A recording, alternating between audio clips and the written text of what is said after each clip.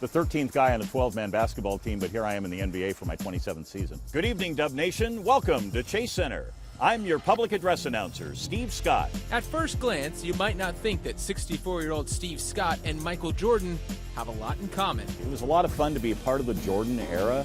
I mean, to say, from North Carolina, at guard, 6'6", Michael Jordan. I mean, that's a thrill, and it still is, almost 30 years later. Like Jordan, Steve Scott was also cut from his varsity high school basketball team as a sophomore. And as MJ's NBA career was taking off, Scott's was also beginning behind the mic.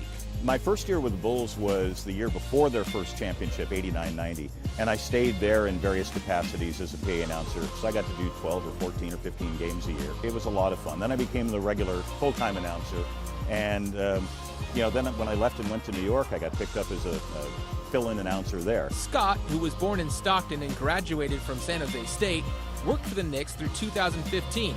Thought his career in the NBA might be over until an opportunity arose more than a decade later. You have a certain voice, you have a certain tone throughout the game. PA one-on-one, how does it kind of work from opening tip to now the game's getting ratcheted up? There's different styles. I mean, we start with just some opening announcements. Hoops for Kids is turning every three-point shot the Warriors make. And then, I do the visiting starting lineups. Then we start to get into the game. And, when one of the Warriors makes a basket, there's some excitement there. If it's a three-pointer, it's...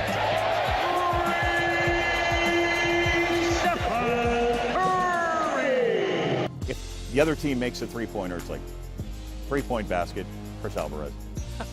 I made a three, though. That's actually really good. How would it sound as a home announcer if I'm on the Warriors and now I'm like Steph, I made a three?